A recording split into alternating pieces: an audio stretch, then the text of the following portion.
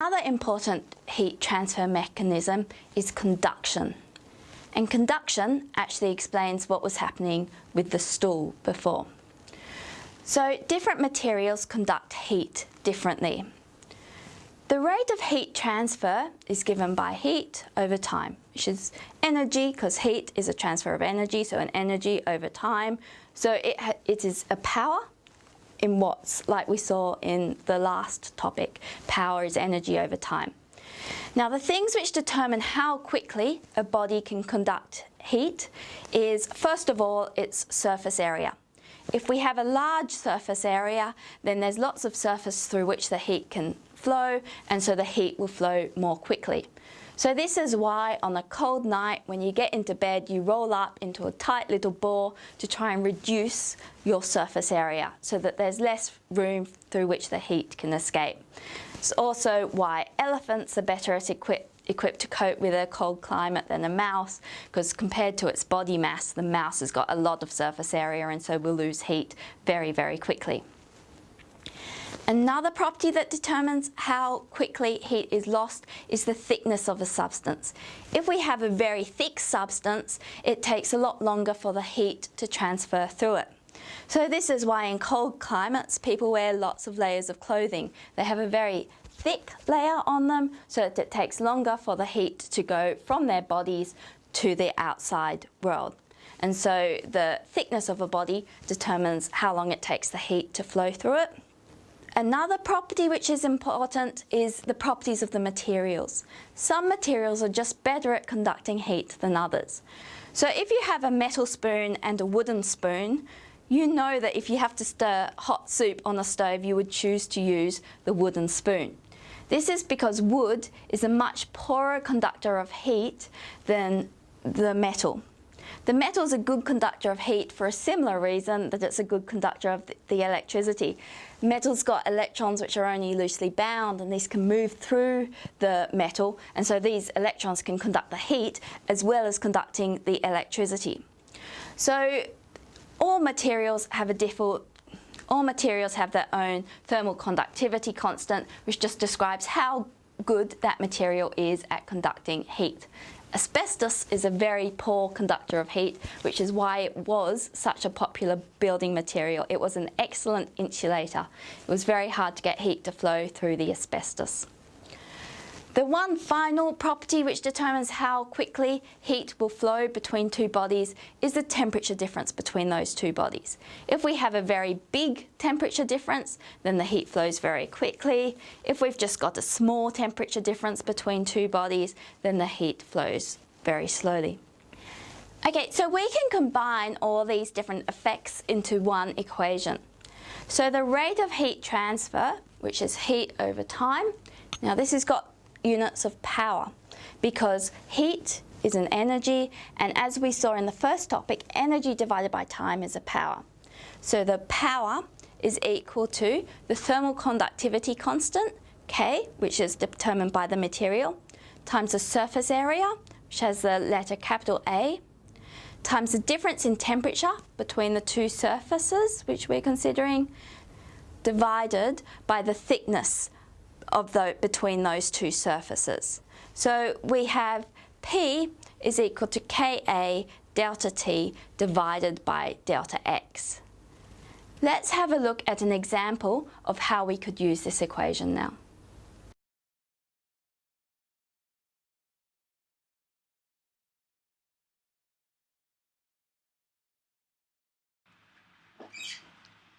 A double brick house can be modelled as a rectangular prism with dimensions 10 metres by 2 metres by 4 metres. The thickness of the brick walls is 16 centimetres.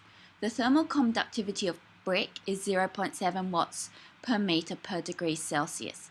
On a cold winter's day, the air outside is -4 degrees Celsius and the house is kept at a toasty 25 degrees Celsius. How much heat is lost in one day? Assume the floor and ceiling are well insulated, so heat loss through them are negligible. Okay, let's summarise all this information on the new slide because we're going to need some more space. Okay, so we have a house that we're modelling as a rectangular prism.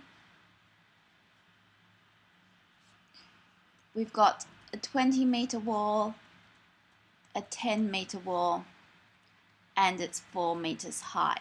We're going to have to use P is equal to Ka times the change in temperature over the thickness of the walls to work out the rate of heat flow, which is Q over T, the amount of heat or energy over the time. So we need to know K, the thermal conductivity. We were told in the question that this was 0.7 watts per metre per degree Celsius. We need to know the surface area. So we were told that we can ignore the ceiling and the floor as they're very well insulated. So we've got two sides that are 10 metres by 4 metres and two sides that are 20 metres by 4 metres. So we've got A is equal to 2 times 10 times 4 plus 20 times 4. Solving this one on the calculator, we get that this is equal to 240 metres squared. Now, this delta T is the temperature difference between the two sides. So inside it's 25 degrees C, outside it's minus 4 degrees C. And so we've got 25 minus 4. So that's a temperature difference of 29 degrees Celsius. And delta X is the thickness of the wall, which is 16 centimetres, which is 0.16 metres. So we've got that P is equal to the heat flow over the time is equal to 0.7 times A, which is 240, times the temperature difference, which is 29, over the thickness, which is 0.16. So solving this one on the calculator, we get 30,450 watts. And now the question asked us to actually calculate the amount of heat in 1 day. So we have Q is equal to 30,450 times T. Now this T should be in seconds. So we need to know the amount of time in seconds, and it's in 1 day. So in 1 day, we've got 24 hours. Each of those 24 hours has 60 minutes, and then each of those minutes has 60 seconds. And so this gives us an answer of 2.63 times 10 to the 9 joules. And so this is the amount of heat that is lost in a day. Now you can imagine that if the walls were asbestos instead of brick, asbestos has a K of 0.08, and so we'd be losing about 1/10 of the amount of heat that we are losing due to the brick walls, which was why asbestos was such a popular building material for such a long time. Now, one other thing we wanted to consider was what happened to that stool. Let's draw our stool like this.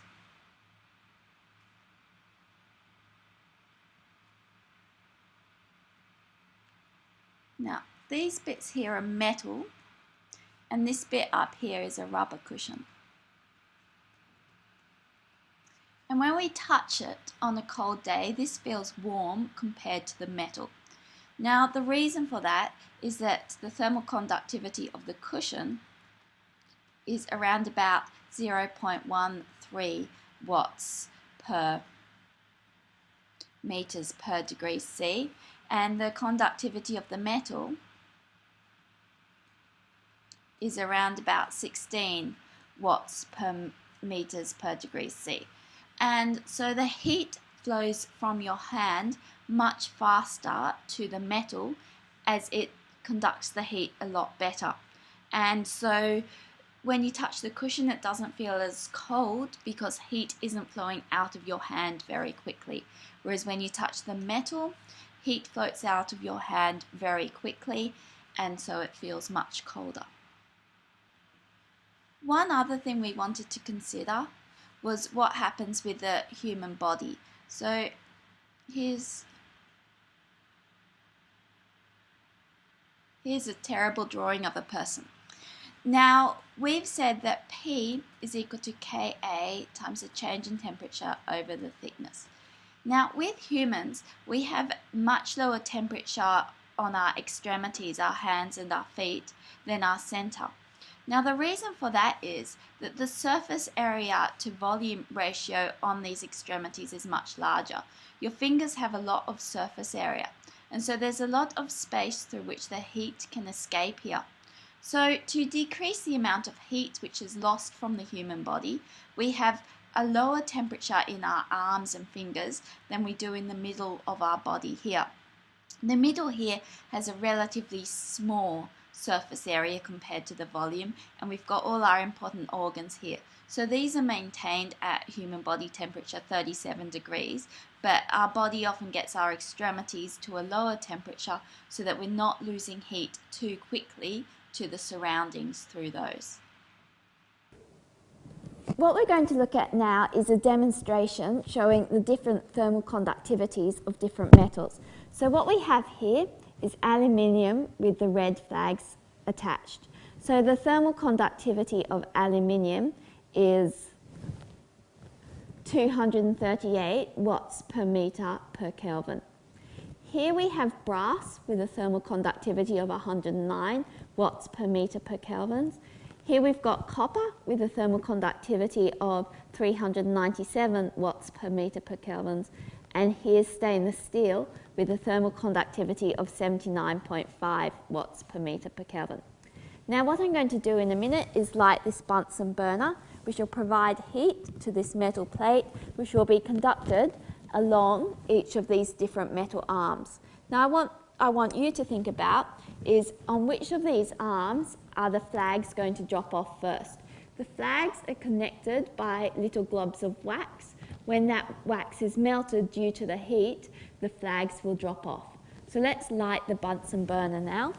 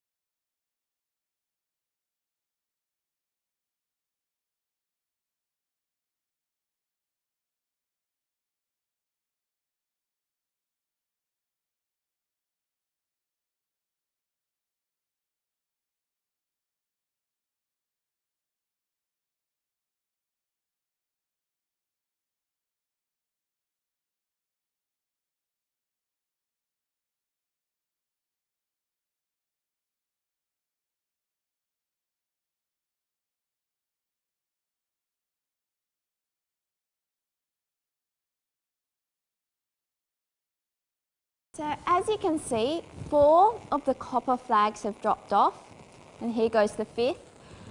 2 of the aluminium flags have dropped off, and 1 and then just then another of the brass flags dropped off, while none of the stainless steel flags have dropped off.